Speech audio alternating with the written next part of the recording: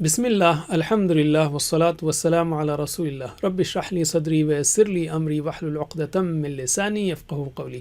ناظرین السلام علیکم ورحمۃ اللہ وبرکاتہ۔ سیرت النبی صلی اللہ علیہ وسلم انگلیوں پر، اہم واقعات کو یاد رکھیے آسان طریقے سے 5 منٹ سیریز میں۔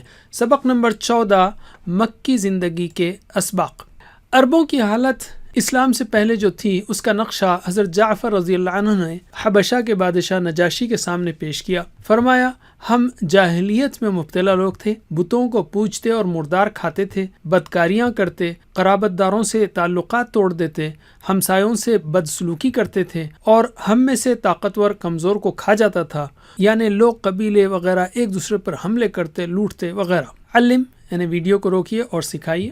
ہم اسی حالت میں تھے کہ اللہ نے ہماری ہدایت کے لیے ہم ہی میں سے ایک ایسا رسول بھیجا جس کا عالی نسب ہونا، سچا و امانت دار ہونا اور پاک دامن ہونا ہمیں پہلے سے معلوم تھا۔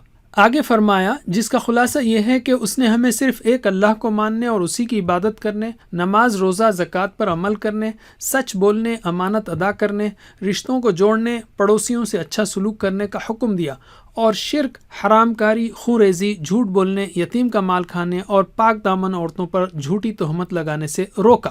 علم اسلام قبول کرنے کے نتیجے میں آپ صلی اللہ علیہ وسلم کو اور صحابہ کرام کو ایسی تکلیفیں دی گئیں جن کا صرف تصور کرنا ہی انسان کے دل کو لرزا دیتا ہے۔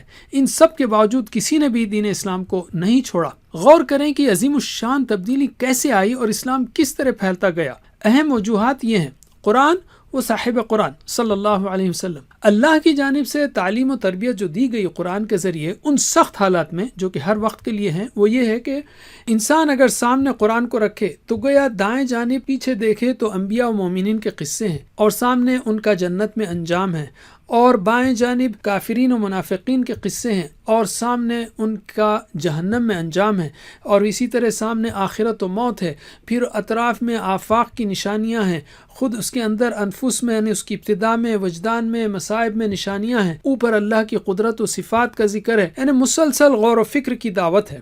علم تو گویا اس کے علاوہ رسول صلی اللہ علیہ وسلم و سابقون و مسلمین و فرشتوں کا ذکر، تو بائیں جانب کفار و شیاطین و منافقین کا ذکر، یعنی سامنے پیچھے اوپر نیچے ہر طرف سے قرآن نے سوچنے کا انداز بدل دیا۔ قرآنی مضامین کو یوں بیان کیا جا سکتا ہے کہ عقائد، عبادات، نشانیاں، احکام، مثالیں، قصص، اعجاز وغیرہ۔ علم قرآن کی جو خوبیاں ہیں وہ یہ ہے کہ ایک طرف وہ ابدی حقیقتوں کو بیان کرنے والا ہے، جیسے اللہ کے بارے میں، دنیا کے بارے میں، آخرت کے بارے میں وغیرہ، پھر دلیلوں سے بھرپور ہے، دل و دماغ، احساسات و جذبات کو اپیل کرنے والا۔ اس کے مضامین میں کوئی ٹکراؤ نہیں، بہترین اخلاق والی اور پاکیزہ باتوں کا مجموعہ، اور بہترین عربی زبان میں۔ علم اور جو پیش کرنے والے تھے رسول صلی اللہ علیہ وسلم، ان کی خوبیاں یہاں صرف چند کا ذکر ہے۔ وہ بہترین اخلاق والے، صادق و امین، سچے ہمدرد تھے، جو دوسروں کو کہتے سب سے پہلے اس پر عمل کرنے والے، صبر و استقامت کے پہاڑ کہ جیسے بھی حالات ہوں، لالچ ہو، دباؤ ہو، آپ ہٹے نہیں، جو بات آپ نے پیش کی اس پر آپ کو پکا ایمان تھا، نرمی کے ساتھ لوگوں کی قدم بقدم تربیت کرنے والے تھے، اور ہر حال میں حکمت سے بھرپور قیادت و رہنمائی کرنے والے تھے۔ علم یہ دیکھ کر صحابہ کرام آپ صلی اللہ علیہ وسلم کو دل و جان سے چاہتے تھے اور آپ صلی اللہ علیہ وسلم کی ہر بات کو دل سے مانتے تھے۔